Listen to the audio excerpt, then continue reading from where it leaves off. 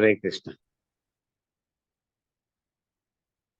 అన్యే పునర్భగవతో బ్రువ ఉద్విజృంభ విభ్రంశితార్ధరచనా కిమురుక్రమస్య సిద్ధాసి వంక్ష్వాభిభవాన్ నిజధర్మ దోహాన్ దివ్యాన్ నరైరి దురధిగాన్ నృప విక్రియాభి. 9వ శ్లోకం. ఏవం బ్రువాణమబలా కిల యోగమాయా విద్యా విచక్షణమవేక్ష్య గతాదిరాసీత్ సంప్రశ్రయ ప్రణయ విహ్వలయా గిరీశ వ్రీడావలోక విలసద్ద సితాననాహ. తాత్పర్యము భాష్యము శ్రీల ప్రభుపాదులు రచించారు. ఓం అజ్ఞానతిమిరాంధస్య జ్ఞానాంజనశలాకయా చక్షురున్మిలితం యేన తస్మై శ్రీగురవే నమః. నమో విష్ణుపాదాయ కృష్ణప్రేష్ఠాయ భూతలే శ్రీమతే భక్తిస్వరూపదామోదర స్వామినితి నామినే. నమో విష్ణుపాదాయ కృష్ణప్రేష్ఠాయ భూతలే శ్రీమతే భక్తి వేదాంత స్వామినితి నామినే. నమస్తే సరస్వతీ దేవీం గౌరవాణి ప్రచారిణే నిర్విశేష శూన్యవాది పాశ్చాత్య దేశధారిణి. జయ శ్రీకృష్ణ చైతన్య ప్రభు నిత్యానంద శ్రీ అద్వైత గదాధర శ్రీవాసది గౌర భక్త వృంద. హరే కృష్ణ కృష్ణ కృష్ణ హరే హరే హరే రామ రామ రామ హరే హరే. హరే కృష్ణ కృష్ణ కృష్ణ హరే హరే హరే రామ రామ రామ హరే హరే. बोलो ग्रंथराज श्रीमद् भागवतम की जाए. श्री श्री राधा रमन लाल की जाए. जगन्नाथ बलदेव सुभद्रा महारानी की जाए. गौरनिताय भगवान की जाए. जगत गुरु श्री प्रभुपाद की जाए. श्री श्रीपाद गुरु महाराज की जाए. वाञ्छाकल्पतरुभ्यश्च कृपा सिन्धुभ्यैव च पतितानामपवनेभ्यो వైష్ణవేభ్యో నమో నమః. సో ఈరోజు భగవంతుడు కర్దమముని యొక్క దేవహూతి కర్దమముని యొక్క లీల ద్వారా భర్త భార్యకి ఇచ్చేటువంటి అమూల్యమైనటువంటి, అంటే అమూల్యం అంటే వెల కట్టేది, అమూల్యం అంటే వెల కట్టనటువంటి గిఫ్ట్. ఇంకా దానికి మనం ఎంత క్యాలిక్యులేషన్ చేసినా కూడా భౌతికమైనటువంటి లెక్కలు కట్టలేమన్నట్టు. ఆ లెక్క కట్టనటువంటి బహుమతి భర్త భార్యకి ఇవ్వాలి. ఇంకా ఆమె దానికి వెల కట్టలేదని. అటువంటి గిఫ్ట్ ఏమైనా ఉంటుందా అనేది మనం ఆలోచిద్దాం. చాలా గిఫ్ట్లు ఇస్తూ ఉంటాం పెళ్ళైన రోజు నుంచి, ఓకే, కానీ వెల కట్టనటువంటి గిఫ్ట్ మనం ఏది ఉందో చూసి దాని ప్రకారం చూద్దాం. చరిత్రలో కూడా కర్దమ ముని, దేవహూతి, సో అందరికంటే ముఖ్యంగా మనం చెప్పుకునేది రామచంద్రుడు ఏకపత్ని వ్రతుడు. ఒకే ఒక్క భార్యతో ఆయన రాజు, చక్రవర్తి. కానీ జనరల్ గా రాజులకైతే ఒకరు, ఇద్దరు, నలుగురు. అదే కృష్ణ అవతారంలో కృష్ణుడికి ఎంతమంది? 16,119 భార్యలను స్వీకరిస్తాడు ఆయన, వాళ్ళందరి యొక్క కోరిక మేరకు. ఈవెన్ చైతన్య మహాప్రభు 2 భార్యలను స్వీకరిస్తాడు. ఎవరి కోరిక మేరకు? తల్లి కోరిక మేరకు. అలా భగవంతుడు కూడా ఇతరుల కోరిక మేరకే స్వీకరిస్తాడు. సో రామచంద్రుడు ఆ మర్యాదలను చూపించడానికి కొరకు ఒకే ఒక్క భార్యను స్వీకరించాడు. అది కూడా మరి ఇక్కడ భర్త భార్యకి ఇచ్చేటువంటి అమూల్యమైనటువంటి బహుమతి. భార్య ఏదైతే ఎప్పుడు అమూల్యమైనటువంటి బహుమతి దొరుకుతుంది, ఆ భర్తకు అనుకూలమైనటువంటి, ప్రతికూలం కాదు, గుర్తుపెట్టుకోండి, అనుకూలమైనటువంటి సేవ ఏ భార్య అయితే చేస్తుందో పతివ్రత శిరోమణిలాగా, అప్పుడు భర్త నుంచి అమూల్యమైనటువంటి బహుమతి తప్పకుండా దొరుకుతుంది. సో దాంట్లో రామచంద్రుడు పెళ్ళైన కొద్ది రోజుల తర్వాతనే అరణ్యానికి వెళ్లాల్సి వస్తుంది. కానీ సీతమ్మ వారు, అది ప్రతి స్త్రీ కూడా గ్రహించవలసింది ఏంటంటే, ఈరోజు రామాయణము పేరు రామాయణం అని వచ్చింది, కానీ అందులో ఉన్నది మొత్తం ఆయనం అంటే రాముడి యొక్క చరిత్ర. కానీ నిజంగా రామాయణంలో రాముడి చరిత్ర కంటే ఎక్కువ ఎవరి చరిత్ర ఉంటది? సీతాయనం అని పెట్టాల్సింది. సీతమ్మ వారి యొక్క చరిత్ర గొప్పతనం అంతా చాలా సీతమ్మ వారిదుంటది. ఎందుకంటే రామచంద్రుడిది లీల చాలా తక్కువ ఉంటుంది. సో, రామచంద్రుడు మర్యాదలు ఎంత పాటిస్తాడో దానికంటే గొప్ప మర్యాదలు సీతమ్మ వారు తన కష్టాలన్నీ గూడా సీతమ్మ వారు అనుభవించారు. అర్థమైందా? రాముల వారు కష్టంలో ఉన్నప్పుడు సీతమ్మ వారు శక్తిమంతుడి శక్తి ఎంబట ఉంది. ఎప్పుడైతే రావణాసురుడు సీతమ్మ వారిని తీసుకొని వెళ్ళిపోతాడో, అక్కడ రాక్షసుల మధ్య ఒక్కతు అక్కడ కష్టాన్ని అనుభవిస్తుంది. ఏ విధంగా అనుభవిస్తుంది? అఖిలాండ కోటి బ్రహ్మాండ నాయకుడు మరియు తన పతి దైవమైనటువంటి ఆ భగవంతుడి యొక్క నామస్మరణ, భగవంతుడి యొక్క చింతనలోనే అటువంటి దుఃఖపూరితమైనటువంటి వాతావరణంలో సమయాన్ని గడుపుతా ఉంది. అదే రామచంద్రుడు ఇక్కడ ఒక్కడుగా లేడు. రామచంద్రుడు తన యొక్క శక్తి విస్తరణ, స్వాంశ విస్తరణ అయినటువంటి లక్ష్మణుడున్నాడు. తన యొక్క నిత్యదాసుడైనటువంటి హనుమంతుడున్నాడు.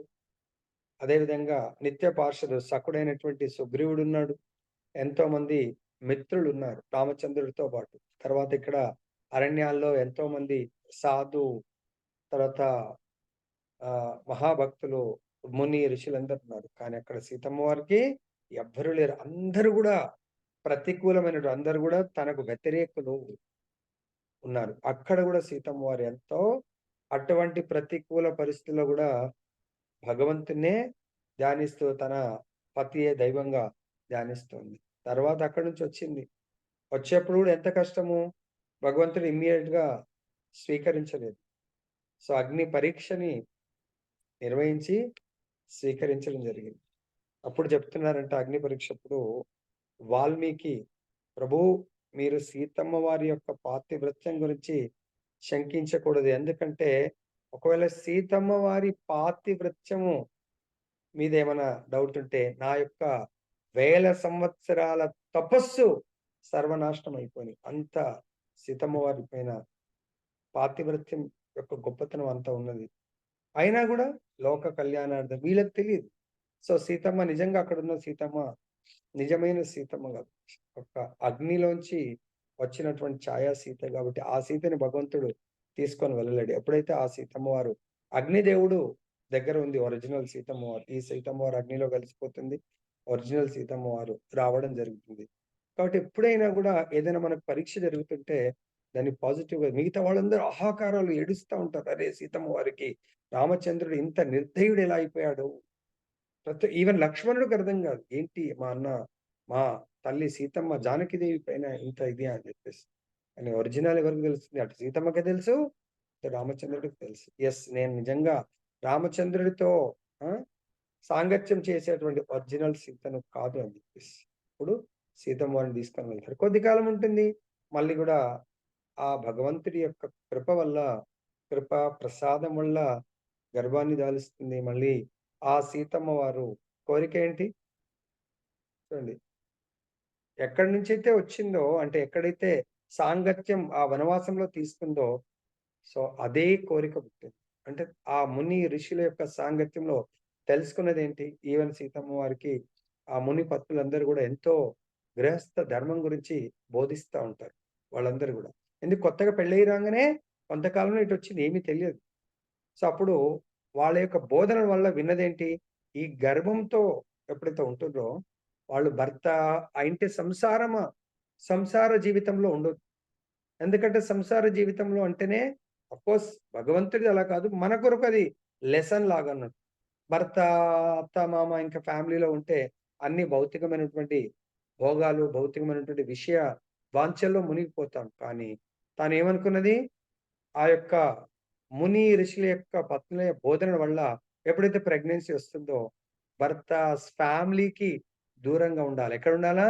గురువుకు దగ్గరగా ఉండాలా. గురువు ఆశ్రమానికి దగ్గర ఉండాలా. గురు పత్నుల దగ్గర ఉండాలా. అటువంటి ఆధ్యాత్మిక వాతావరణంలో ఆ ప్రెగ్నెన్సీలో ఉన్నటువంటి ఆ సంతానాన్ని ఒకవేళ పెంచి డెలివరీ అక్కడ జరిగితే ఇంకా ఆ బాబుకి ఎటువంటి దాన్నేమంటారు?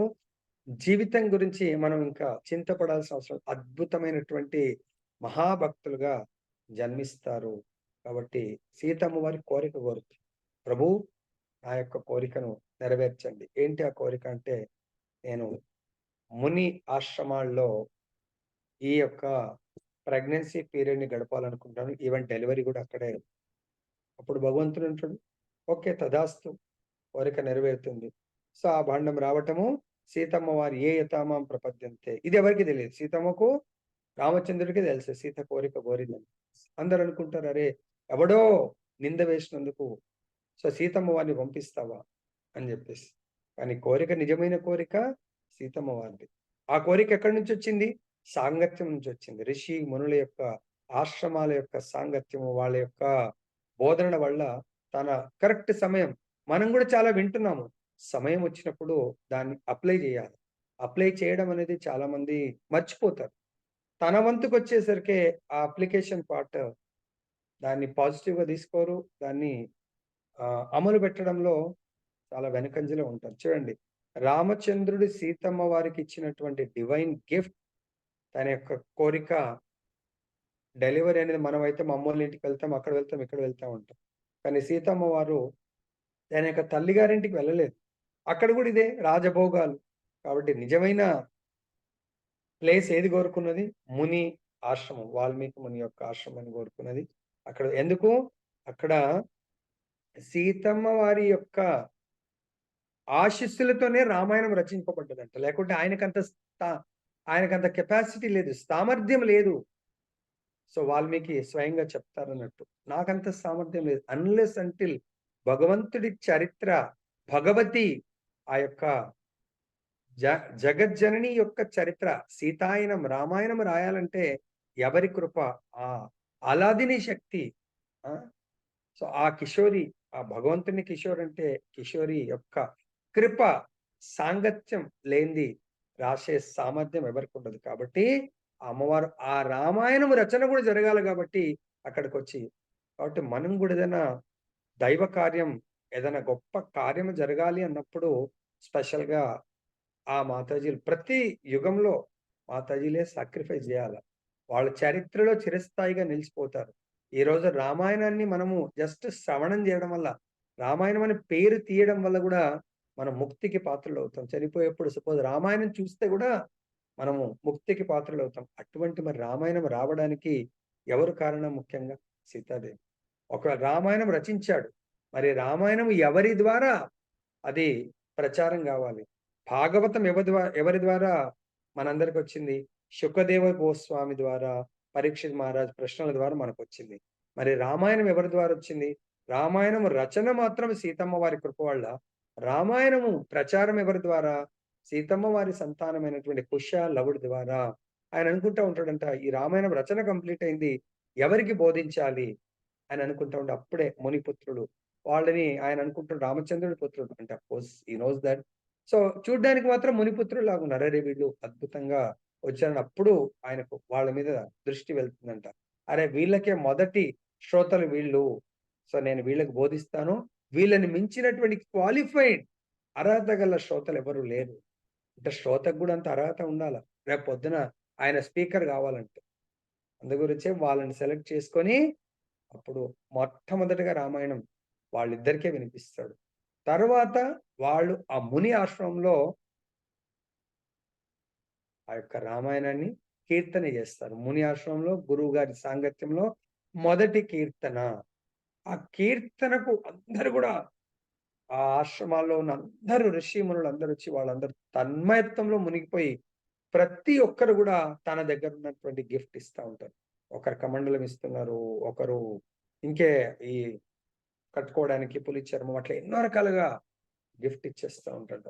అది విని అంటే ఎప్పుడైతే మనము ఇటువంటి భగవంతుడి యొక్క కథా అమృతాన్ని శ్రవణం చేస్తామో, ఆ శ్రవణానికి ప్రతిఫలంగా తప్పకుండా గురువుగారికి గురు దక్షిణగా అంటే ఆ భగవత్ కార్యంలో ఉపయోగపడేటువంటిది వాళ్ళందరూ మునులు, ఋషులు వాళ్ళు గూడా గిఫ్ట్ ఇస్తా ఉన్నారు. కమండలము కొందరు ఇంకా వాళ్ళకు ఆ ఆశ్రమంలో ఏవేవి ఉంటే వాళ్ళ దగ్గర ఇమ్మీడియేట్‌గా కొందరు వస్త్రం, అంగవస్త్రము అవన్నీ గూడా సమర్పించడం జరిగింది. అంటే ఇక్కడ ఈ లీల ఎందుకు జెప్పానంటే, ఒక భార్యకు సాధ్వి పతివ్రత శిరోమణి ప్రతి ఒక్కరు గూడా వండర్‌ఫుల్. మీరందరూ గూడా మాతలందరూ గూడా పతివ్రత శిరోమణులే. ఎవ్వరు గూడా తక్కువేం గాదు. కాకపోతే మనకు తెలియదు. ఆ పాతివ్రత్యాన్ని యొక్క బలము, మహిమ తెలియదు. సో, అది ఒకవేళ పాటించినట్టయితే భర్త నుంచి కోరుకోవాల్సింది గూడా ఎప్పుడు గూడా భర్త అంటే మనం భావించాలా భగవంతుడి యొక్క ప్రతిది నేను కోరుకున్నాను. మేబీ డిఫరెంట్ ప్రభుజీ మరి రామచంద్రుడు లేదంటే భక్తులు. సో, నేను కోరుకోవడం వల్ల అన్నీ బాగుంటే మీకు టెస్ట్‌లు ఏం జరుగుతాయండి? ఏం టెస్ట్ జరగవు. సపోజ్ ఎవరిదన్నా ఎగ్జామ్ జరుగుతుందండి. చాలా ధనవంతుడు. ఆయన పేపర్ ఔట్ జేపిచ్చిండు. పేపర్ ఔట్ జేపిచ్చేసి మంచిగా పాస్ అయిపోయిండు. మంచి జాబ్ వచ్చింది. వాడి గొప్పతనం ఏముందండి? పేపర్ ఔట్ అయిన వాడు పోయి రాయడంలో గొప్పతనం ఏముంది? లేకుంటే అసలు వాడు ఎగ్జామ్ నామకే వాస్తే వెళ్లి సంతకం పెట్టి వీళ్ళ నాన్న ఇన్‌ఫ్లూయెన్స్‌తోని పాస్ జేయించుకొని మంచి ర్యాంక్ వచ్చి వాడు పాస్ అవుతే వాడి గొప్పతనం ఉందా?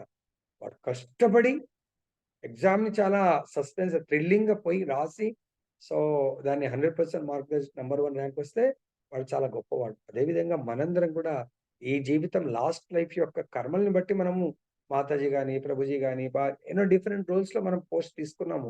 ఈ పోస్ట్‌ని ఎట్లయితే ఐఏఎస్ ప్రిపేర్ అయితే చాలా హార్డ్ వర్క్ జేసి సో, మొన్న విన్నాం ఇక్కడ పల్లెటూరులోంచి కూడా ఒక అమ్మాయి పాస్ అయింది. ఆమె ఇంటర్వ్యూ ఇస్తే చాలా ఆనందంగా అనిపించింది. చూడండి అలా చిన్న ఫ్యామిలీ నుంచి అంత గొప్ప పోస్ట్‌ని మనం గూడా అంతే. సో, ఈ లైఫ్ తీసుకున్నాము. సో, ఛాలెంజింగ్‌గా తీసుకొని మనం కొట్టవలసింది ఆ రాజ్యంలో మనము జాబ్ సంపాదించాల. దాని కొరకు maybe we are playing a role wife, husband or sometimes children. So, కాబట్టి నిజంగా గిఫ్ట్ మనము హస్బాండ్ నుంచి కోరవలసింది ఈ భౌతిక సంసారంలో భోగాలను కోరుకుంటే అనుకోకుండా భోగాలు ఇంతకుముందు కూడా చెప్పాను. మనం స్విమ్మింగ్ నేర్చుకోవడానికి వెళ్తే ట్యూబ్ గాలితో కూడుకున్నటువంటి ట్యూబ్ ఉండాలా? లేదంటే థర్మాకోల్ ఉండాలా?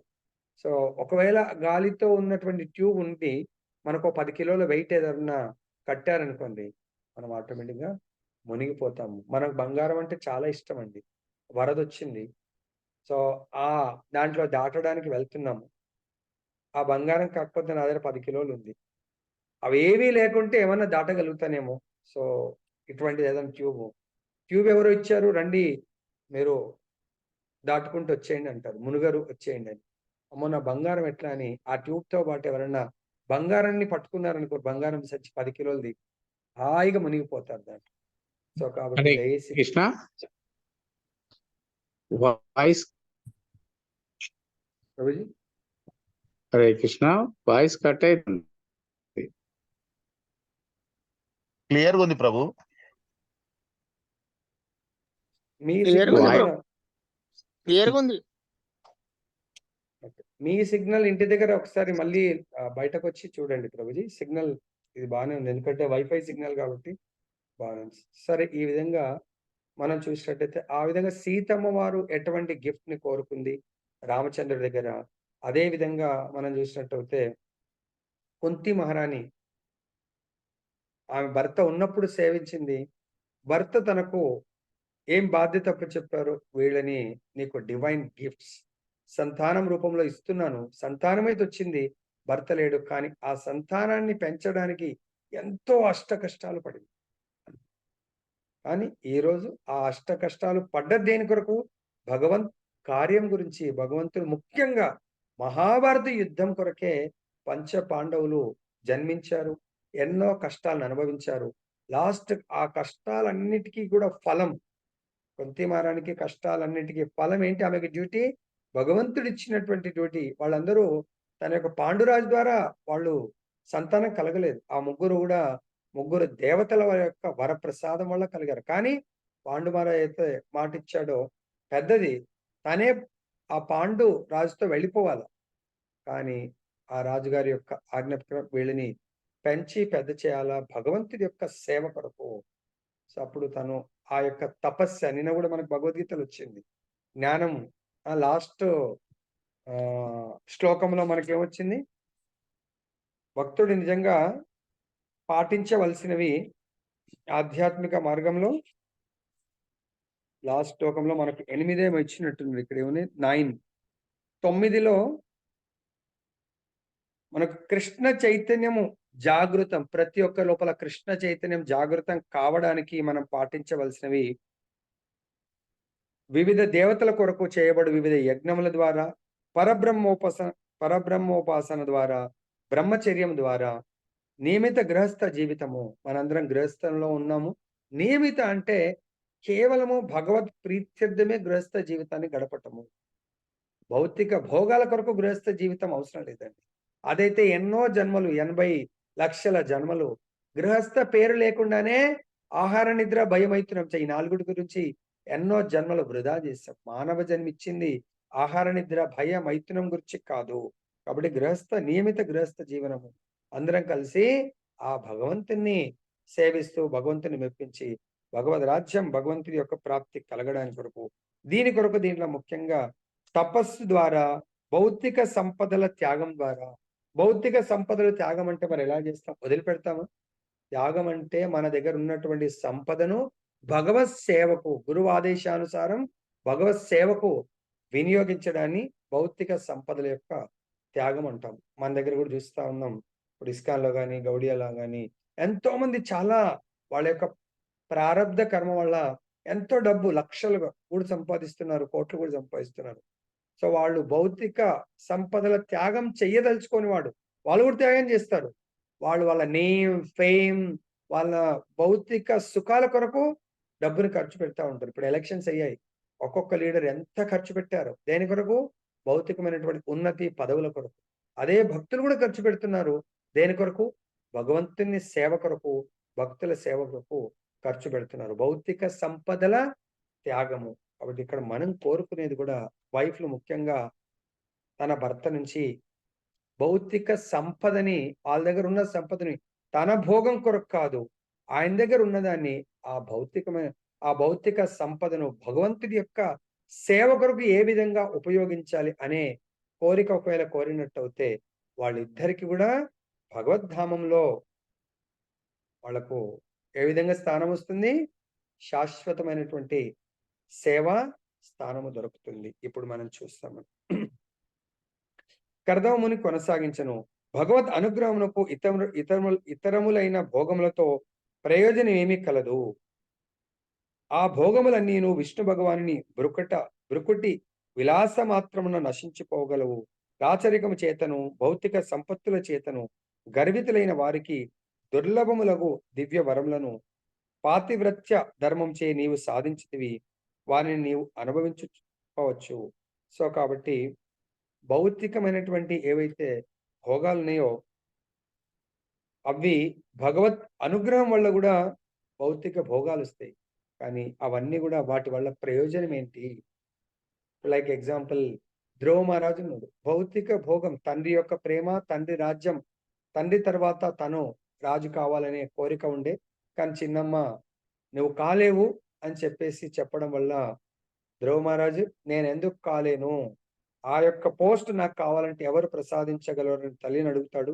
ఆ తల్లి రాజుని మించిన వాడు భగవంతుడు, కాబట్టి భగవంతుడే నీకు ఇవ్వగలడు అంటే భగవంతుని యొక్క దర్శనము, భగవంతుడి అనుగ్రహం పొందడానికి ఆయన మధువన్ అరణ్యాలకు వెళ్తా ఉంది. మరి అరణ్యాలకు వెళ్ళి ఏమని తపస్సు చేయాలి, ఏ మంత్రాన్ని, భగవంతుని ఏ విధంగా ధ్యానించాలి? తల్లి చెప్పింది ధ్యానించమని. ఆ యొక్క సిన్సియారిటీ, సీరియస్నెస్ కు, ఆ యొక్క భగవంతుడి పైన, తల్లి యొక్క వచనాల పట్ల, భగవంతుడి యొక్క నామం పట్ల విశ్వాసంతో బయలుదేరుతా ఉంటే ఆ విశ్వాసానికి పొద్దున జైని శ్రీనివాస్ బాబు అడిగినట్టు గురువుకి ఎట్లా తెలుస్తుంది? మన లోపల ఉన్నటువంటి చైత్య గురువు, ఆ భగవంతుడు పరమాత్మకు తెలుసు కదా ఈయన యొక్క ఇంటెన్షన్ ఏంటి. మరి భగవంతుడే ప్రత్యక్షమైనా కూడా వితౌట్ తపస్య గుర్తించలేడు. భగవంతుడు మన ముందు కనబడ్డా ఆ భగవంతుడిగా గుర్తించే కెపాసిటీని, మనకు శక్తిని గురుదేవుల వారు ప్రసాదించగలరు. కాబట్టి నారద మునీంద్రుల వారిని పంపించడము, నారదుడు వచ్చి ధ్రువ మహారాజుకు మంత్ర దీక్ష ఇవ్వటము, ఆ మంత్రాన్ని ఆయన కఠోర దీక్షతో కఠోరమైన తపస్సు చేస్తాడు. ఆ కఠోర తపస్యలో ఆయన రాజ భోగాలను వదిలేశాడు, రాజభవంతులు వదిలేశాడు, రాజ ప్రసాదాన్ని కూడా వదిలేసి ఇక్కడ ఉన్నటువంటి కందమూలాలను తింటూ, తర్వాత ఆకులు అలమలు తింటూ, ఎండుటాకులు అలమలు తింటూ, తర్వాత కేవలం నీళ్లు స్వీకరిస్తూ, భగవంతుడి ధ్యానం చేస్తూ, కొంతకాలం తర్వాత నీళ్ళను కూడా వదిలేసి కేవలం వాయువుతో స్వీకరిస్తూ దాని తర్వాత కొంతకాలం తర్వాత వాయువును కూడా వదిలేసి భగవంతుడి యొక్క ధ్యానంలో ఉంటాడప్పుడు ఆయన యొక్క ధ్యాన దీక్ష ఆ ఆ పట్టుదలకు భగవంతుడు అవతరించక తప్పలేదు. భగవంతుడు దర్శనం ఇవ్వక తప్పలేదు. అప్పుడు భగవద్ దర్శనం ఇచ్చిన తర్వాత ఆయన ఏ కోరికతో అయితే ధ్యానాన్ని ప్రారంభించాడో అది ఆయనకు తుచ్చంగా అనిపించిందంట. సాక్షాత్ భగవంతుడు డైమండ్, నేను పగిలిపోయిన ఒక అద్దము ముక్క గురించి తపస్సు ప్రారంభించాను. కానీ సాక్షాత్ భగవంతుడు వెల కట్టలేనటువంటి డైమండే నా ముందు ప్రత్యక్షమయ్యాడు. ఇంకా కోరాల్సింది ఏముంది? ఆ భగవంతుడు అంటాడు, ఏ ధ్రువ, నువ్వు కోరిక కోరుకుంటే నాకేమీ కోరికలు లేవు ప్రభు అంటాడు. చూడండి, భగవద్ సాక్షాత్కారం అయిన తర్వాత మనకు అది అంతిమ లక్ష్యం, ఇంకా కోరికలు ఏముండవు. అయినా కూడా భగవంతుడు మన కోరికలు ఇంకా అప్పుడు నశించిపోయినట్టు అనిపించిన భగవంతుడు మాత్రం న్యాయం చేస్తూ ఉంటాడు. ధ్రువకు చెప్తాడు, నీవు ఏ కోరికతో అయితే తపస్సు స్టార్ట్ చేసావో ఆ కోరిక నెరవేరుతుంది. నీ తండ్రి తర్వాత నువ్వే ఇక్కడే చాలా కాలం, 1000 సంవత్సరాలు ఈ భూమండలాన్ని పరిపాలిస్తావు. దీని తర్వాత కూడా నీకు పరిపాలన మీద అంతా దాని కొరకు చేసావు కాబట్టి నీకు సపరేట్ ధ్రువ లోకాన్ని కూడా నీ కొరకు ఇస్తున్నాను. అది స్వర్గలోకం కంటే కూడా ఉన్నతంగా ఉంటుంది. ఆ లోకాన్ని పరిపాలించి తర్వాత నాకు లోకానికి రావడం జరుగుతుందని భగవంతుడు ఆదేశం ఇచ్చేసి వెళ్ళిపోతాడు. సో ఈ విధంగా మనకు భౌతిక భోగాలైతే ప్రయోజనం లేదు. అప్పుడు అనిపిస్తుంది ధ్రువుడికి, అనవసరం కోరిక ఈ భౌతిక భోగాలు, భౌతిక ప్రపంచం నాకెందుకు అని చెప్పేసి. కాబట్టి ఇక్కడ అంటున్నాడు, స్వయంభువ మన యొక్క కూతురైనటువంటి దేవహూతికి కర్దమముని, నువ్వు ఆల్రెడీ అయితే పతివ్రత డ్యూటీ చేసినందుకు ఇవన్నీ కూడా నీకు లభ్యమవుతాయి. దాచరికం చేతను, భౌతిక సంపత్తుల చేతను గర్వితులైన వారికి దుర్లభమగు దివ్య వరములను పాతివ్రత్య ధర్మం చే నీవు సాధించినవి. కేవలము నువ్వు పతి యొక్క సేవ వల్ల, పాతివ్రత ధర్మం వల్లనే నీవన్నీ కూడా అనుభవిస్తావు అని చెప్పేసి చెప్పడం జరుగుతుంది. నెక్స్ట్ భాష్యం. భగవద్ అనుగ్రహమును, కృష్ణ ప్రేమను సాధించుటే మానవ జన్మకు మహోన్నత లాభమని శ్రీ చైతన్య మహాప్రభు తెలిపి, ఆయన ప్రేమ పుమర్దో మహాస్ భగవత్ ప్రేమను సాధించుటే జీవితపు అత్యున్నత పూర్ణత్వం అని పలికి ఉండిరి. అదే పూర్ణత్వమును కర్దముని తన భార్యకు ఉపదేశించెను. నిజంగా మీరందరూ భార్యల్ని ప్రేమించే వాళ్ళైతే, భార్యలు కూడా నిజంగా భర్తని ప్రేమించే వాళ్ళైతే ఓకే, ప్రభుజీ మా ప్రభుజీ డివోటీ కాదు, ఇట్స్ ఫైన్. ఎవరైతే భార్యాభర్తలు భక్తులు జపం చేస్తా ఉన్నారు, భగవంతుని సేవ చేస్తా ఉన్నారు, అటువంటి భార్యలు కోరవలసింది కృష్ణ ప్రేమను. ఆ భర్త దగ్గర నుంచి కేవలము కోరవలసింది కృష్ణ ప్రేమను, కృష్ణుడి యొక్క అనుగ్రహాన్ని, కృష్ణ కృపను మాత్రమే. అది వెలకట్టలేనటువంటి మనకు బహుమతి. జీవితంలో ఇది తప్ప ఇంకా మనకు గిఫ్ట్ ఎన్ని ఇచ్చినా కూడా ఆ గిఫ్ట్లను ఇక్కడే మనము వదిలేసి వెళ్ళిపోతాం. చాలా మంది, మనం కూడా ఒక మాతాజీ చాలా ఫేమస్, పాపం చనిపోయింది, అందరికి తెలుసు, పేరు తీసుకోవాల్సిన అవసరం లేదు. కానీ కేవలం చెప్పులే ఆమెకు ఒక, దాన్ని ఏమంటారు, ఒక షాపింగ్ మాల్ కదా చెప్పుల దుకాణం ఉన్నట్టు మొత్తం ఆ మాల్ అంతా కూడా చెప్పులు ఉండేవంట. బట్టలు కూడా ఒక షాపింగ్ మాల్ కదా షోరూమ్ లో ఉన్నట్టు బట్టలు అన్ని ఉండేవంట. అలా ఏది తీసుకున్నా కూడా, కానీ ఏమైనా కట్టిందండి, అన్ని కూడా మామూలు పొజిషన్లో వెళ్ళిపోతాం. అర్థమైందా? మన మీద ఎంత ధనవంతులైనా కూడా ఆ పట్టు వస్త్రాలు ఏం కప్పుతారు అవన్నీ కూడా. కాబట్టి జీవితంలో అవి కాదు, నగలు, ఎంత నగలుందో తెలియదు. ఆ నగలన్నీ ఏం చేస్తారు, ఎవడో దోసుకొని పోయేటి అవన్నీ. కాబట్టి నిజంగా మీరందరూ పతివ్రత శిరోమణులందరూ కూడా దయచేసి కోరుకోవాల్సింది ఇప్పటి నుంచి, ఈ రోజు నుంచి కేవలం భగవత్ అనుగ్రహము. భర్తకు రిక్వెస్ట్ చేయండి. ఎవరైతే భక్తులు కాదో వాళ్ళకి రిక్వెస్ట్ చేయండి, ఏం వద్దండి, నాకు రూపాయి గిఫ్ట్ వద్దు, నాకు మీరు నాకు నిజంగా గిఫ్ట్ ఇవ్వాలంటే భగవంతుడి యొక్క, అంటే డివోటీ కాని వాళ్ళకైతే రిక్వెస్ట్ చేయండి, నామం చేయండి, భగవంతుడి యొక్క కథ వినండి, భగవంతుడి యొక్క భక్తుల సాంగత్యానికి వారంకో, మన అయితే ఇప్పుడు నెలకొకసారి ప్రోగ్రాం పెట్టాం, ఏది అందరు కలిసి జూమ్ లో ఉన్న వాళ్ళందరం గెట్ టుగెదర్, దానికి పిలవండి. అదే నాకు ఇచ్చే గిఫ్ట్ అండి. దయచేసి ఒక్కసారి రమ్మని చెప్పండి, 100%. ఒక్కసారి రమ్మని వాళ్ళకి వీలవుతే, వాళ్ళు ఏమైనా ఉండని పర్వాలేదు, వచ్చి ఒక మాల చేయడానికి ఒప్పించండి. రేపు కమింగ్ సెకండ్ సాటర్డే రోజు ప్రోగ్రామ్ ఉంది. ఎవరి భర్తలు అయితే జపం చేస్తలేరో అది తీసుకోండి. ఆల్రెడీ జపం చేస్తున్న వాళ్ళు ఒక్క మాల చేస్తే 2 మాలలు ఇంక్రీజ్ చేయమని, మీకు కావాల్సింది ఆయన యొక్క భక్తిలో ఆయన ముందుకొస్తా ఉంటే ఆల్రెడీ మీకు చెప్పడం జరిగింది. మీకే యూజ్‌ఫుల్. మనకు కూడా అటువంటి భార్య మనకెంతో సేవ చేస్తున్నందుకు ఆమెని మనం భగవద్ధామము నమోచేద్యక సముపేత మృత్యుం. ఏంటి ఆ శ్లోకం? ఎన్నో శ్లోకం అది భాగవతంలో? సో, పతి అనేవాడు అంటే భర్త తన భార్యని ప్రేమించడం అంటే ఆమెకు కావాల్సినన్ని నగలు, బట్టలు, మంచి ఇల్లు కావాలంటే ఇల్లు కొనియటము, కారు కావాలంటే కారు కొనియటము. ఇవన్నీ గూడా పాపం ఆమె సమయం వచ్చినప్పుడు ఇక్కడే వదిలిపెట్టి వెళ్ళిపోతుంది. మేబీ మనకంటే ముందే వెళ్ళొచ్చు. మన తర్వాతనే వెళ్ళొచ్చు. మనం ఆమెని వదిలిపెట్టి వెళ్ళిపోతే ఆమె జీవితం వీటన్నిటిని ఇంకా సంతానం ఉన్నా, వేరే వాళ్ళున్నా దోసుకొని ఎప్పుడు ఆమెను మోసం చేసి తీసుకోవాలని అనుకుంటా ఉంటారు. ఆమె ఆమెకు మనశ్శాంతి కూడా ఉండదు. ఎక్కువ ధనము, ఎక్కువ బిజినెస్ ఆమె హ్యాండిల్ చేయలేదు. కాబట్టి నిజంగా ఆమెకేమన్నా మీరు డివైన్ గిఫ్ట్ ఇవ్వాలంటే అమూల్యమైనటువంటి గిఫ్ట్ కృష్ణ ప్రేమని దాన్ని ఎవ్వరూ తీసుకొని వెళ్ళలేరు. ఎటువంటి స్థితిలో గూడా చాలా ఆమె అంటే సాధారణ జీవితాన్ని ఇంత లోయెస్ట్ జీవితాన్ని గూడా కృష్ణ ప్రేమని ఎవరైతే అర్థం చేసుకుంటారో, పొందుతారో కృష్ణ ప్రేమ అంటే కృష్ణుడిని పొందటం.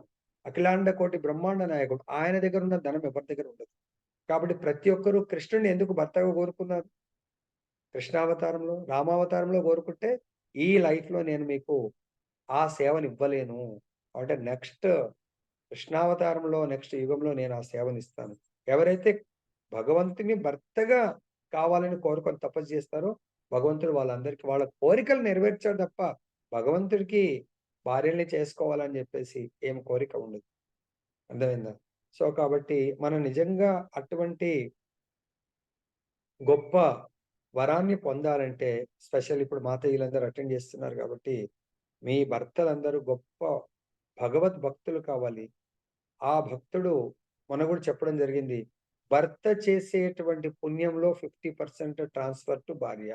భర్త చేసేటువంటి భక్తిలో 50% భార్యకొస్తుంది. మరి మీ భర్త ఒక్క రౌండ్ గూడా జపం చేయడు, భక్తి చేయకపోతే ఇంక మీరే సాధన చేయాలి. మీరే కష్టపడాల్సింది. కాబట్టి మీరు వీలైనంత మట్టుకు ఆ విధంగా భర్తల్ని మార్చుకోవడానికి భక్తిమయ జీవితంలోకి ఎన్ని కష్టాలైనా పర్వాలేదు. ఆయనను మార్చుకొని రోజు ఆయనకు ఏం సేవ చేస్తారో తెలీదు. ప్రేమతోనే ఎవరు గూడా కోపంతోని, అజమాయిషీతోని భక్తిలోకి తీసుకురాలేరు గుర్తుపెట్టుకోండి. మీరు ఎంత ప్రేమతో వాళ్ళతోనుంటే అన్యోన్యంగా అంత ఈజీగా భక్తిలోకి వాళ్ళని లాగగలుగుతారు. ఇద్దరు భక్తిలో ఉన్నారు. ఎప్పుడు గూడా భర్తని కోరవలసింది చాలామంది మా ఆవిడ పర్మిషన్ ఇస్తలేదు ప్రభు. అరే మీరు భగవంతుడి దగ్గరికి వెళ్ళడానికి పర్మిషన్ ఇవ్వకపోవడం ఏంటి?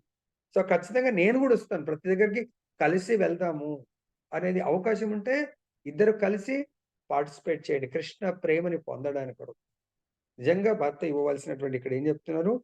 అత్యున్నతమైనటువంటి పూర్ణత్వం భగవత్ ప్రేమని సాధించడమే. అది సాధించకుంటే ఎన్ని సాధించినా కూడా వేస్ట్. అదే పూర్ణత్వంలో కర్దము తన భార్యకు ఉపదేశించెను. కొంతమంది అటెండ్ చేస్తలేరు. సో, భార్యలు వాళ్ళకి చెప్పండి ఈ విధంగా. అతని భార్య రాజవంశంకు చెందినది.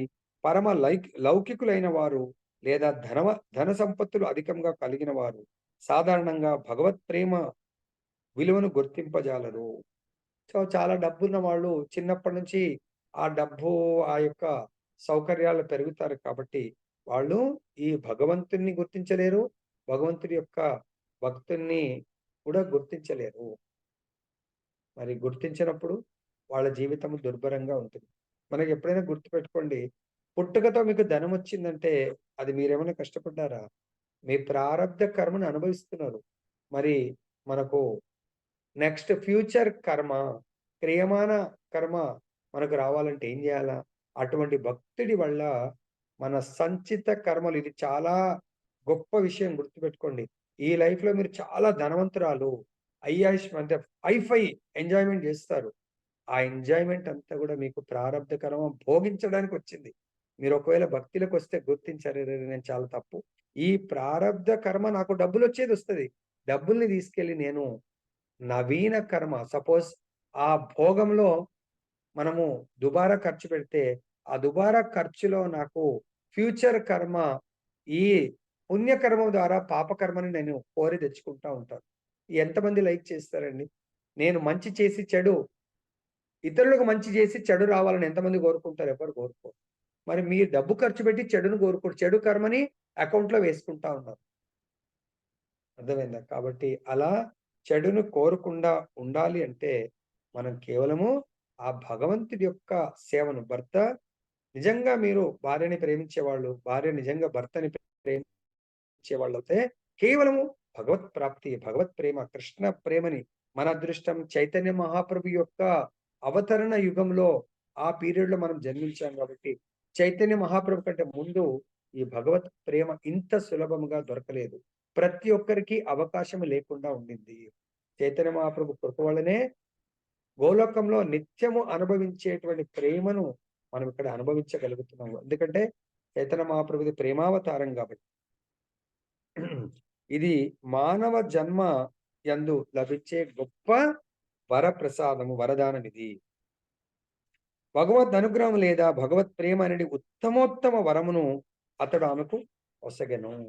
కర్దముని ఆమె యొక్క సాక్రిఫైస్, ఆమె చేసినటువంటి సేవకు ప్రతి ఫలాన్ని కర్దముని ఉత్తమోత్తమంగా దాన్ని మించింది లేదు. భగవత్ ప్రేమనే ప్రసాదిస్తున్నాడు. ఆ భగవద్ అనుగ్రహమును దేవతి తన భర్త యొక్క సద్భావన మరియు సంతుష్టి ద్వారా పొందగలిగింది. ఎలా పొందింది? ఆ భర్త ఏదైతే భగవత్ సేవలో అహర్నిశలు నియుక్తమయ్యాడో దాంట్లో తన వంతు కర్తవ్యాన్ని నెరవేర్చింది దేవహూతి. పరమ భక్తుడును మరియు సాధు పురుషుడును అగు తన భర్తను ఆమె శ్రద్ధతో, ప్రేమతో, అనురాగంతో, శుశ్రూషలతో సేవించింది. దానిచే కర్దముని సంతుష్టుడై మనఃపూర్వకంగా భగవత్ ప్రేమను ఆమె కొసగెను. సో కాబట్టి మరి మనం ఏం సేవ చేస్తున్నాము? భౌతిక సేవలు భర్తకు చేసినా చేయకున్నా ఆధ్యాత్మికమైనటువంటి సేవలను మాత్రం 100% అంటే సేవలు చేసినా చేయకుండా అది డినై చేయకండి. సో పాతివ్రత్యం అంటేనే భర్తకు అనుకూలంగా సేవ చేయడం. ప్రభుజీ మీరు ప్రతిదీ భర్త, ఇది నేను చెప్పింది కాదు, శాస్త్రము. సపోజ్ మన యొక్క ఈ ముక్కు ఉంది, పాపం వేరే ఇంద్రియాలు కొంతకాలమన్నా రెస్ట్ దొరుకుతుందా వీటికి? దొరుకుతుందా? ఈరోజు ఏకాదశి ఫాస్టింగ్ ఉన్నాం అనుకోండి, మన కడుపు యొక్క మెకానిజం ఈ మిషనరీకి రెస్ట్ దొరుకుతుంది. రాత్రి పడుకున్నాం అనుకోండి, చేతులకు రెస్ట్ దొరుకుతుంది, కాళ్ళకు రెస్ట్ దొరుకుతుంది, కళ్ళకు రెస్ట్ దొరుకుతుంది. మరి ఈ నాసికకు రెస్ట్ ఉంటుందా? డాక్టర్ రాకేష్ ప్రభుజీ, ముఖ్యకి ఏమైనా రెస్ట్ దొరుకుతుందా ప్రభు? కాబట్టి ఆ ఆలాహలం, సముద్ర మథనం జరిగినప్పుడు ఆలాహలం వచ్చినప్పుడు, విషం వచ్చినప్పుడు దేవతలందరూ కూడా పరిగెత్తుకుంటూ వస్తారండి. ఎవరి దగ్గరికి?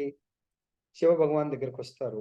అప్పుడు శివుని వేడుకుంటారు, ప్రభు మీరే ప్రజాపతి, ప్రజలను రక్షించే వాళ్ళు మీరు.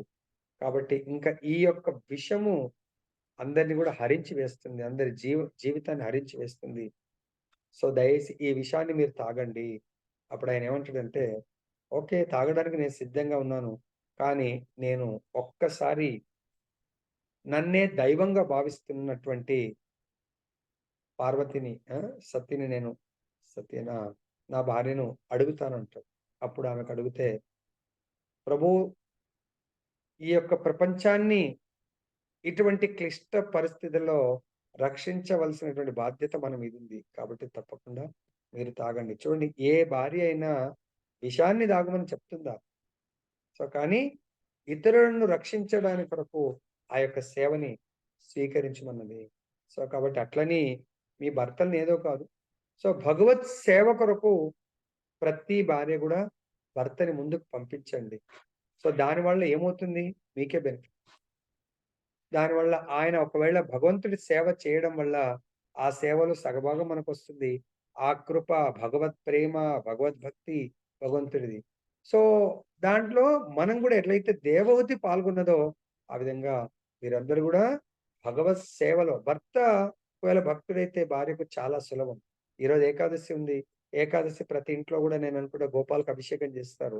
ఏ భర్త అయితే భక్తుడు అనుకోని ఆయన అభిషేకం చేస్తుంటే ఈమె మిగతా అన్ని సైడ్ వర్క్స్ అన్ని చేయొచ్చు. ఆయన అసలే భక్తుడు కాదు, నేను పొద్దున్నే వెళ్ళిపోతా నాకు సంబంధం లేదంటే ఆ ఒక్క ఆమె చేసుకుంటూ ఉండాలి. అదే భర్త 50% ఈ విల్ డూ అండ్ 50 మిగతా అంతా కూడా చేయొచ్చు. సో కాబట్టి ఇక్కడ గుర్తుపెట్టుకోండి, పరమ భక్తుడును మరియు సాధు పురుషుడు తన భర్తను ఆమె శ్రద్ధతో, ప్రేమతో అనురాగముతో శుశ్రూషలతో సేవించింది. దానిచే కర్దముని సంతుష్టుడై ఆ సేవలకు సంతుష్టుడై మనపూర్వకంగా భగవత్ ప్రేమను ఆమె కొనసాగించింది. దానిని తాను ఇదివరకే సాధించి ఉన్నందున దేవోతి సైతము దానిని పొంది అనుభవింపవలని అతడు తెలిపాను. సో కాబట్టి ఆమె కూడా దాన్ని ప్రాక్టికల్ గా అనుభవించాలని చెప్పేసి కర్దముని కోరుకున్నాడు. భగవత్ ప్రేమ అనేది ఏదో సామాన్య వస్తువు కాదు. శ్రీ చైతన్య మహాప్రభు కృష్ణ ప్రేమను ఎల్లరకు విరివిగా పంచిన కారణమునే రూపగోస్వామి ఆయనను ఆరాధించిరి. రూపగోస్వామి ఆయనను మహావదాన్యాయ పరమ ఔదార్య పురుషుడు అని శ్లాఘించను. సో ఏ అవతారంలో కూడా భగవంతుడు పరమ ఔదార్యం ఏంటంటే తనను తాను సమర్పించుకున్నాడు. భగవంతుడు భక్తుల ప్రేమకు దాసుడు భగవంతుడు. సో కాబట్టి వేరే ఏ అవతారంలో కూడా భగవంతుడు తనను తాను సమర్పించుకోలేదు. చైతన్య మహాప్రభు అవతారంలో మాత్రమే ప్రేమకు భగవంతుడు దాసుడు. అందు గురించి అంటారు కదా మనకు చైతన్య మహాప్రభు యొక్క కీర్తనలో నిత్యానంద ప్రాణదన గౌరహరి, నిత్యానంద ప్రాణధన గౌరహరి, విష్ణుప్రియ ప్రాణధన గౌరహరి. విష్ణుప్రియ యొక్క ప్రాణధనం గౌరహరి, నిత్యానందుడి యొక్క ప్రాణధనం గౌరహరి. కాబట్టి మనందరికీ కూడా ప్రాణధనము ఆ గౌరచంద్రుడు, గౌరాంగ మహాప్రభు. ఎందుకు? ప్రేమ ద్వారా భగవంతుని బంధించవచ్చు. యశోదామాత కూడా కృష్ణుని బంధించాలనుకుంటుంది, కానీ బంధించలేకపోతుంది. సో అదే కృష్ణుడు ఎప్పుడైతే యశోదామాత నేను నా భౌతికంగా బంధించలేను అని ఎప్పుడైతే ఆమె ఇంకా తెలుసుకుంటుందో అప్పుడు బంధింపబడుతుంది. భగవంతుడు చూడండి, భక్తులకు దాసుడు కావాలి, భక్తుల సేవ చేయాలని భగవంతుడు ఆరాట పడుతూ ఉంటాడంట. అఖిలాండ కోటి బ్రహ్మాండ నాయకుడు చిన్న బాలుడిలాగా వాళ్ళ యొక్క తపస్సుకు, వాళ్ళ యొక్క ప్రేమకు యశోద నందబాబా ఇంట్లో చిన్న బాలుడిలాగా వాళ్ళ సేవలు అందుకుంటా ఉంటాడు. ఒక్కొక్కసారి నందబాబా ఎక్కడైనా వెళ్ళాలంటే నందబాబా యొక్క పాదుకలు తీసుకొని వచ్చి నెత్తి మీద పెట్టుకొని తీసుకొచ్చి ఇస్తా ఉంటాడు. సో ఎంత పరమ దయాలు భగవంతుడికి. అదే అర్జునుడి దగ్గర కృష్ణుడు ఏం పోస్ట్ నిర్వహిస్తున్నాడు? రథసారథి లాగా. రథసారథికి ఎటువంటి ఇన్స్ట్రక్షన్స్ ఇస్తారు? యుద్ధం చేసేవారు కాళ్ళతో ఇక్కడ రైట్ భుజాన్ని తడితే రైట్ కి తిప్పాల, లెఫ్ట్ భుజాన్ని తడితే లెఫ్ట్ కి తిప్పాల్సి ఉంటుంది. భగవంతుడు పరమదయాలు, భక్త వత్సలు. సో కాబట్టి మనం అటువంటి భగవత్ ప్రేమని పొందడానికి మాత్రమే ప్రతి ఒక్కరూ లక్ష్యంగా పెట్టుకోవాలి. భార్య అయినా, భర్త అయినా, పిల్లలైనా కూడా ఎవరైనా. భౌతికము మన ప్రారబ్ధ కర్మ ప్రకారం వస్తుంది. ప్రారబ్ధ కర్మ లేకుంటే మీరు ఎంత ప్రయత్నం చేసినా రాదు. ఇది ఒకసారి ఇదే విషయాన్ని శివ భగవానుడు పార్వతితో చెప్తారు. సో వాళ్ళిద్దరు ఆకాశ మార్గంగా వెళ్తా ఉంటే ఇప్పుడు మనం కదా కేదార్నాథ్ వెళ్తున్నాము, అక్కడ బయట భిక్షం అడుక్కునే వాళ్ళు ఉన్నారనుకున్నాము. సో చూస్తుంది, అరే మన యొక్క ధామం అంటే శివాలయం అంటే ధామం శివుడి యొక్క, ఇక్కడ పాపం అతనికి ఎవ్వరు ఏమి ఇవ్వట్లేదు. సో అతను చాలా రోజుల నుంచి అదే స్థితిలో ఉన్నాడు. ఆయనని నువ్వు దలుచుకుంటే మంచి ధనవంతుడిగా చేయొచ్చు కదా అంటుంది. అప్పుడు అంటాడు శివుడు, లేదు ఆయన ప్రారబ్ధ కర్మలో ఇప్పుడే ఆయనకు ధనం వచ్చేది లేదు. మీరు ఎలానే చెప్తారు, ఏదో తప్పించుకోవడానికి. మనం కూడా భార్యలు ఏదైనా కోరిక కోరితే భర్తలు అట్లా కాదు అంటే, లేదు మీరు ఏదో ఇవ్వదలుచుకోక అట్లా చెప్తున్నారు అంటారు. అట్లా కాదు, ప్రారబ్ధ కర్మ. లేదు నువ్వు కంపల్సరీ ఇవ్వు, నేను చెప్తున్నా కదా. సరే దేవి నువ్వు చెప్తున్నావని నేను ఇస్తాను, కానీ చూడు వాడి యొక్క అదృష్టంలో లేదు కాబట్టి వాడు పొందలేడు అంటాడు. సరే అని చెప్పేసి ఒక మామూలు మానవుడిలాగా దేహాన్ని ధరించి ఆ గుడికి వెళ్తున్నట్టుగా వెళ్తూ ఆయన శివుడు ఒక పుచ్చపండు పెట్టుకొని దాని లోపలంతా కూడా వజ్ర వైడూర్యాలు ఉంటాయి. అది తీసి దానం ఇస్తాడు. ఆయన దానం ఇస్తే ఆయన అంటాడు, ఆ భిక్షం అడుక్కునేవాడు, లేదండి ఏమైనా డబ్బులుంటే ఇవ్వండి అంట. సో ఈ పండు, అది ఎండాకాలం ఇలానే మేలో ఫుల్ ఎండలు ఉంటాయి. సో దాహం వేస్తుంది ఆయనకు. అయినా కూడా ఆ పండు సరేలే, ఆయనకు ఆ పండు వల్ల కొంచెం దాహం తీరుతుంది, ఆకలి తీరుతుంది అని ఇస్తే ఆయన ఏం చేస్తాడు, ఆ పక్కకు వేరే పండ్లు అమ్మేవాడు ఉంటే ఇది దానం ఇచ్చి వెళ్ళిన తర్వాత ఆ పండు తీసుకెళ్ళి వాడికి ఇచ్చి, బాబు ఇది ఎంతో కొంతకు తీసుకో నాకు డబ్బులు ఇవ్వ అంటాడు. అప్పుడు ఆ పండు వాడికి ఇచ్చేసి డబ్బులు తీసుకుంటాడు. అప్పుడు కొంత దూరం వెళ్ళి తను మళ్ళీ శివుడిలాగా అయిపోయి, చూసావా దేవి, వాడికి ప్రారబ్ధ కర్మ లేదు, వజ్ర వైడూర్యాలు, వాడు కరోడుపతి కోటీశ్వరుడు అయిపోవచ్చు, కానీ ప్రారబ్ధ కర్మ లేదు. కాబట్టి మన భౌతికమి మనకేవి రావాలన్నా వెళ్ళాలన్నా కూడా మన ప్రారబ్ధ కర్మ, కానీ ఆధ్యాత్మికం మాత్రం ప్రారబ్ధ కర్మతో సంబంధం లేదు. అది మనకు స్వతంత్రత ఇచ్చాడు భగవంతుడు. మన యొక్క క్రియమానాని కర్మ, ఫ్యూచర్ కర్మని అకర్మగా మొత్తం నా పుణ్య నా పాప కర్మలు చేయకండి. మాతాజీలైన ప్రభుజీలైన భార్య భర్తలు పిల్లలు అందరికీ కూడా ఈ జ్ఞానాన్ని ప్రసాదించండి. ఈ జ్ఞానం ద్వారా ఇక ముందు ఈ రోజు తర్వాత మనము ఈరోజు చాలా అద్భుతమైన రోజు, మనకు ఈ టైటిల్ వచ్చింది. ఈ రోజు మనందరం కలిసి ఫ్యామిలీ పరంగా మనం వాగ్దానం చేద్దాం భగవంతుడికి, స్వామి ఇంతకాలం తెలిసి తెలియక క్రియమానాని కర్మ అంటే నవీన కర్మలు నేను చేశాను. అవన్నీ కూడా ప్రతిరోజు కర్మ మళ్ళా ఏమవుతుందంటే నవీన కర్మ సంచితలో వెళ్ళి డిపాజిట్ అవుతుంది. ఈ రోజు ఈ భాగవత ప్రవచనం తర్వాత నేను ఒక సింగిల్ కర్మని కూడా, నా పుణ్యకర్మని నా అకౌంట్ లో డిపాజిట్ చేయదలుచుకోలేదు. పాప కర్మని కూడా, పాపం అంటే ఈ భాగవతం వింటున్న వాళ్ళు, భక్తి చేస్తున్న వాళ్ళు తెలిసైతే చెయ్యరు, కానీ తెలియకుండా కూడా నేను ఎటువంటి కర్మలను నా అకౌంట్ లో వేయదలుచుకోలేదు. కాబట్టి నేను ప్రతి కర్మ అకర్మ మీ ప్రీత్యర్థమే చేయాలని అనుకుంటున్నాను అని మనం అందరం వాగ్దానం తీసుకుందాము. కేవలం బహుజన్మల పిదపనే జ్ఞానవంతులకు వారికి లభించినట్టి కృష్ణ ప్రేమను ఆయన ప్రతి ఒక్కరికి ఉచితంగా పంచిపెట్టుటయే దానికి కారణము. ఎవరిని మనము ప్రేమించుచున్నామని భావింతమో వారులకు వసగదగినది అత్యున్నత వరము కృష్ణ ప్రేమయే. చూడండి ఎంత అద్భుతమైనటువంటి వచనాలండి. మీరు నిజంగా అంటే కొందరు చాలా సాత్వికంగా ఉన్న వాళ్ళు ప్రతి ఒక్కరిని ప్రేమిస్తారు.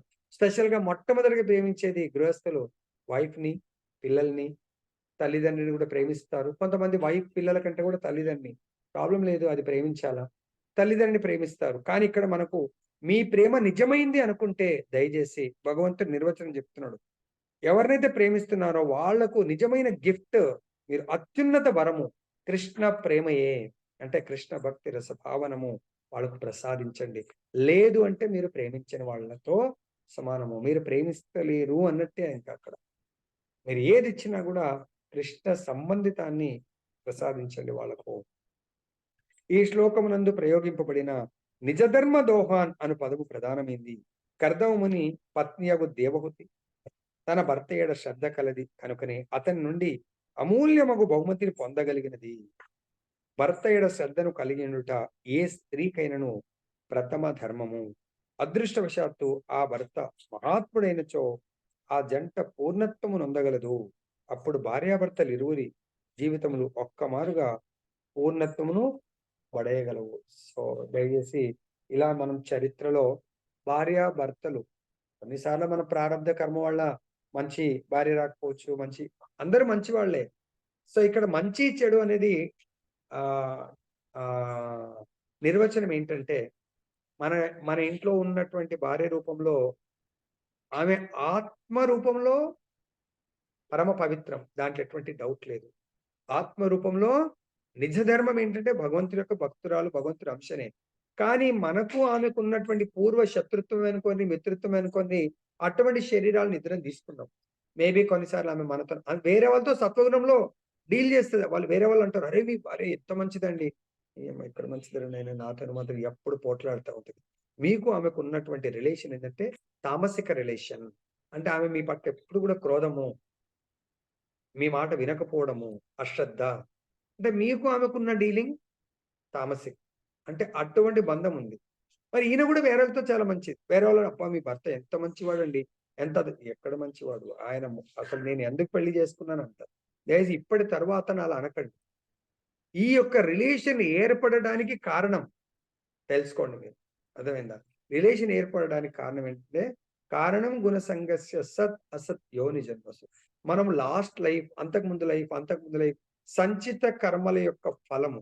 సంచిత కర్మలు ఎలా తయారవుతాయి మనకు ఈ జన్మలో క్రియమానాని కర్మ వల్ల, అది మేబీ నా వెయిటింగ్, సపోజ్ మీకు ఇంతకు ముందు కూడా చెప్పాను, 100 లైఫ్స్ నాకు రెడీగా ఉన్నాయి రావడానికి వరకు.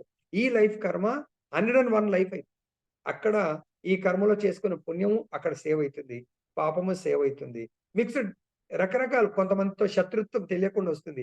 ఆ శత్రుత్వం మళ్ళీ తీర్చుకోవడానికి, లేకుంటే ఒక జీవిని సంహరించాను, ఆ యొక్క జీవి సంహారము అది మళ్ళీ నా పైన ప్రతీకారం తీర్చుకోవాలా. అది నాకు సేవ అయితుంది.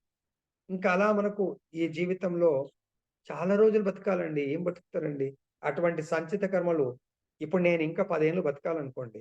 ఈ 10 ఏళ్లలో 10 జన్మల కొరకు క్రియమానాన్ని కర్మలు చేశాననుకోండి. లాభమేందండి? 10 ఏళ్ళు కాదు కదా! 10 రోజులు కూడా బ్రతకడం వేస్ట్. దీని కొరకు ఒక లీల చెప్పి నేను ఎండ్ చేస్తాను. అంటే మన లైఫ్ ఎలా ఉండాలి అనేది. ఒకసారి ఏమవుతుందంటే ఒక రాజుగారి కూతురు చాలా గొప్ప రాజు. చాలా ధన సంపత్తి చాలా ఉంటుందన్నాడు. ఆయనకు ఏకైక కూతురు. ఆ కూతురు కూడా గాయత్రి మాత వరం వల్ల పుడుతుంది. సో, ఆమె చాలా దేవి వరం వల్ల పుడుతుంది కాబట్టి ఆమె పేరు సావిత్రి. చాలా గొప్ప భక్తురాలండి. ఆ! చాలా ఆమె కూడా చాలా నిష్ఠతో ఆ గాయత్రి దేవిని పూజ చేస్తా ఉంటుంది. అప్పుడు ఆమె యుక్త వయసుకొస్తుంది. తండ్రి గారంటారు, వాళ్ళకి ధన సంపత్తులో కొదవలేదు. ఆమెకు స్వాతంత్రాన్ని ఇస్తాడు. నీకు ఈ మర్త్యలోకం, భూలోకంలో ఉన్నటువంటి ఏ వరుడు నీకు నచ్చితే ఆ వరుడితో నేను పెళ్లి చేస్తాను. సరే అని చెప్పేసి మంత్రిని, సైనికులందరూ తీసుకొని విహారం చేస్తా ఉంటుంది. ఎంతోమంది గొప్ప గొప్ప రాజుల యొక్క పిల్లల్ని చూస్తుంది. నచ్చరు. అలా వెళ్తూ వెళ్తూ ఎంతో మందిని చూసి లాస్ట్‌కు ఒక అరణ్యంలోంచి వెళ్తున్నప్పుడు, ఒక అరణ్యంలో చెట్టు పైన ఒక కొమ్మల్ని కొడతా ఉంటాడు. చెట్లని కొట్టేటువంటి కట్టెలు కొట్టి అమ్ముకునే అతను అనుకోవచ్చు. సో, అప్పుడు ఆయనను చూసి చాలా ఆమెకు ప్రేమ కలుగుతుంది. అప్పుడు అందరిని ఆపేసి, సో, ఇతన్నే నేను భర్తగా సెలెక్ట్ చేసుకున్నానంటే మంత్రి, సైనికులు వాళ్ళందరూ కూడా ఆశ్చర్యపోతారు. అరే! ఇదేంటి? ఈమె ఇటువంటి వాడిని సెలెక్ట్ చేసుకున్నది ఏంటి అని చెప్పేసి. అప్పుడు ఆమె చెప్తుంది, అతన్ని ఇక నా భర్తగా స్వీకరించిన కాబట్టి చాలా ఆయనకు గౌరవ మర్యాదలతో దించి ఆయనతో మాట్లాడినాను. అప్పుడు ఆయన పరేషాన్ అయితాడు. ఇదేంటి? ఇంతమంది మొత్తం చెట్టు చుట్టూ ఇదేంటంటే నేనేమైనా అపరాధం చేశానా? తప్పు జరిగిందా? అసలే రాజు వీళ్ళందరూ వచ్చారని భయంతో కిందికొస్తాడు. అప్పుడు ఆమె ఆయనకు ప్రణామం చేసి, "హే ప్రభు! నేను నిన్ను భర్తగా స్వీకరించాలనుకుంటున్నాను. దేవి నువ్వు చాలా పొరపడుతున్నావు. నాకు ఉండడానికి ఇల్లు లేదు, కట్టుకోవడానికి బట్టలు లేవు, తినడానికి తిండి లేదు. కాబట్టి రోజు ఈ కట్టెలు కొట్టి నేను అమ్ముకొని నా మీద డిపెండ్ అయిన ఇద్దరు పేరెంట్స్ ఉన్నారు. తల్లి, తండ్రి వాళ్ళని పోషిస్తున్నాను. నన్ను చేసుకుంటే నువ్వు గొప్ప యువరాణిలాగా ఉన్నావు. నువ్వు నన్ను చేసుకొని ఏం సుఖపడతావు?" అంటే అప్పుడు ఆమె అంటుంది, "ఈ భోగాల నుంచి ఫెడప్ అయిపోయాను. నాకు ఈ భోగాలు కావాల్సింది. నేను మిమ్మల్ని సేవిస్తూ నన్ను నేను ఉద్ధరించుకోవాలని అనుకుంటున్నాను. పాతివ్రత్య ధర్మాన్ని, ఈ భోగాలను త్యాగం చేయాలనుకుంటున్నాను నేను. భోగ త్యాగం చేసి నేను చేసుకోవాలనుకుంటున్నాను. మళ్ళీ మళ్ళీ ఆలోచించు దేవి. నా దగ్గరకొచ్చి ఎందుకంటే ఏమీ లేదు నా దగ్గర.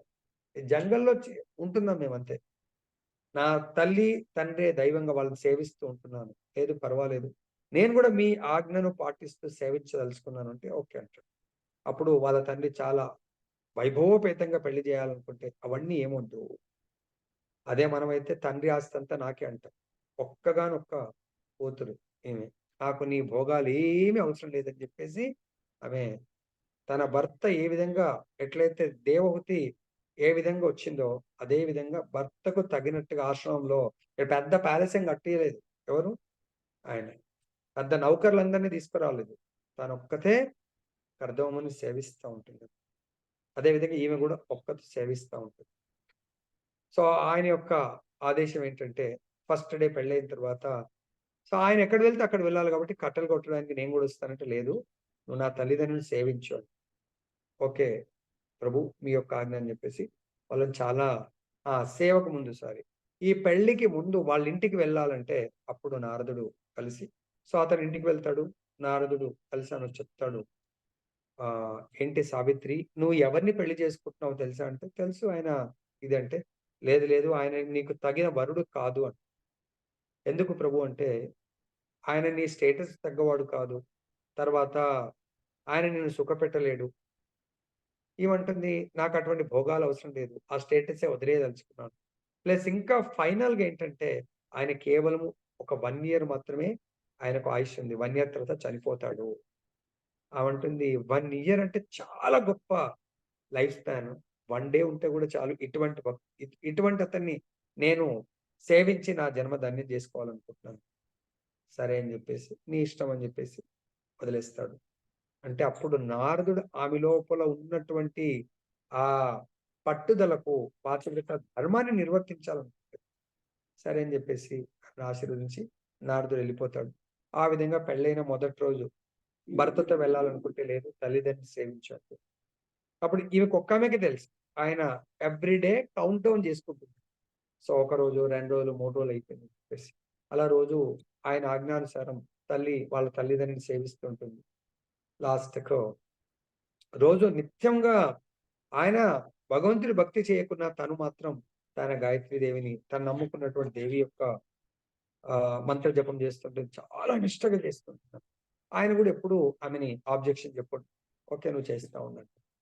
అప్పుడు ఫైనల్ డే ఏ రోజైతే ఆయన ఇంకా శరీరం వదిలేయాల్సి ఉంటుందో ఆ రోజు వస్తుంది.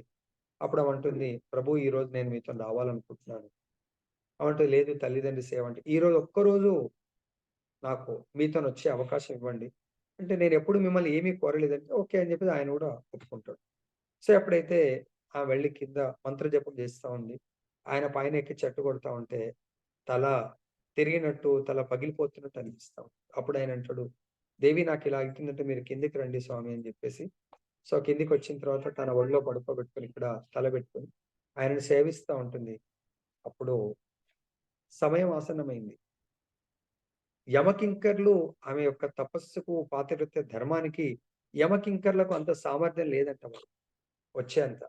తర్వాత యమ యమధర్మరాజు కూడా యముడి రూపంలో వచ్చే సామర్థ్యం లేదంట. అప్పుడు ఆయన 2 రకాలుగా యమధర్మరాజు నిర్వర్తిస్తా ఉంటాడు. భక్తుల దగ్గరికి ధర్మరాజు లాగా వెళ్తాడంట. మన పాపా పాపాత్ముల దగ్గరికి యముడిలాగా వెళ్తాడంట. ఆయన ధర్మాత్ముడిలాగా ధర్మరాజులాగా వచ్చి నిలబడ్డాడంట. ఏ దేవి నీకు కూడా తెలుసు నీ యొక్క పతి సమయం అయిపోయింది.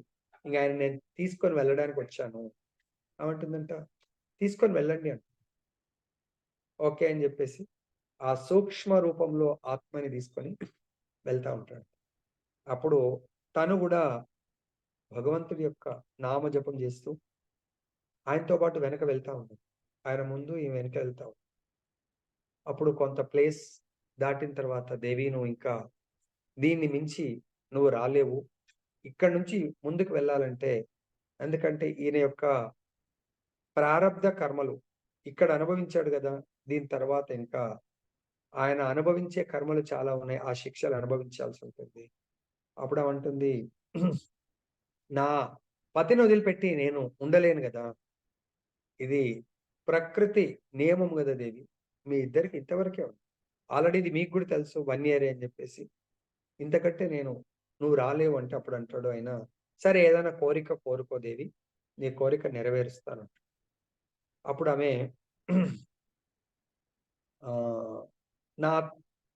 మా భర్త యొక్క తల్లి తండ్రి చాలా ఓల్డ్ ఏజ్ అయిపోయారు, కళ్ళు కనబడట్లేదు, కొడుకు చనిపోయాడు, ఇంకా శ్రావణ కుమారుడు లాగా వాళ్ళు కూడా శరీరం వదిలేసే అవకాశం వస్తుంది కాబట్టి వాళ్ళు యాక్చువల్గా ఇదే జన్మలో చాలా గొప్ప రాజుగా ఉంటాడు. కానీ వాళ్ళకి ఏంటంటే బ్యాడ్ లక్ వల్ల లేకుంటే వేరే వాళ్ళు అటాక్ చేయడం వల్ల రాజ్యాన్ని కోల్పోతారు. తల్లిదండ్రుని తీసుకొని వచ్చి అరణ్యాల బతకాల్సి వస్తుంది.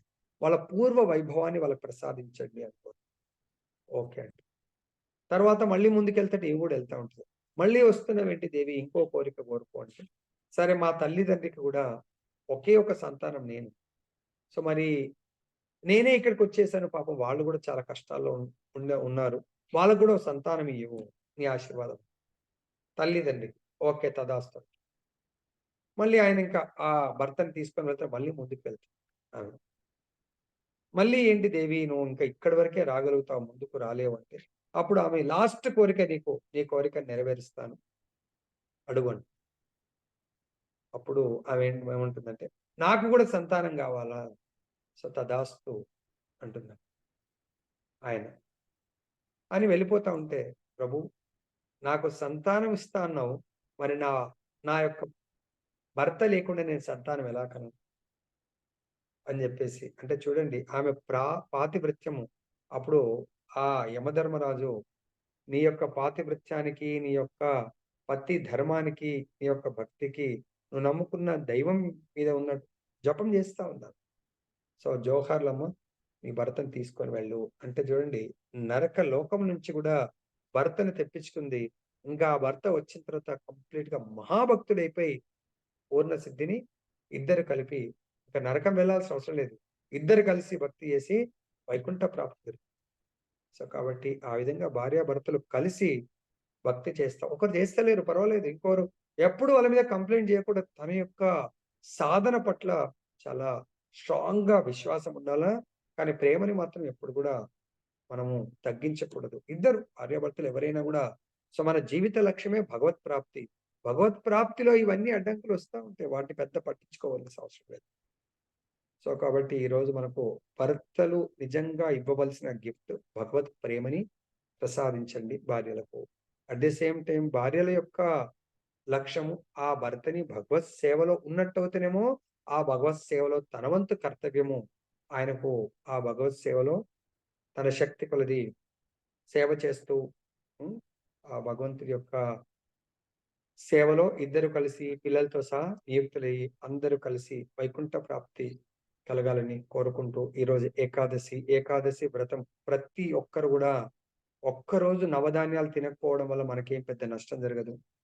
సో కాబట్టి ఈరోజు నవధాన్యాలు అంటే పప్పు దినుసులు ఇవన్నీ కూడా ధాన్యాలు తినకుండా మన ఉపవాసం ఉంటే మన ఫ్యామిలీ అంతా కూడా ఈరోజు విన్న దాని ప్రకారం వైకుంఠ వాతావరణంలో మన ఇల్లు వైకుంఠమై ఇక్కడ జీవించిన వైకుంఠ వాతావరణంలో జీవిస్తూ ఈ శరీరం వదిలేసిన తర్వాత దివ్య శరీరం వైకుంఠంలో గోలోకంలో నివసించడానికి అనువైనటువంటి శరీరాన్ని దివ్య శరీరాన్ని మనం పొందగలం. ఇది గ్యారంటీ.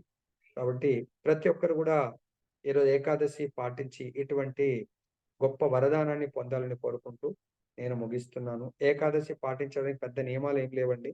మీరు ఒకవేళ ఆకలి ఉండలేమంటే సాబుదానా లేదంటే ఇంకా బగారాన్ని ఉంటుంది. ఆ ప్రసాదం తీసుకోండి. భగవంతుని నైవేద్యం పెట్టి పర్వాలేదు ఉండగలుగుతామంటే ఫ్రూట్స్‌తో ఉండండి. లేదంటే వాటర్‌తో ఉండండి. సో చాలామంది దాంట్లో గూడా సాబుదానా గాని పల్లీలుంటాయి.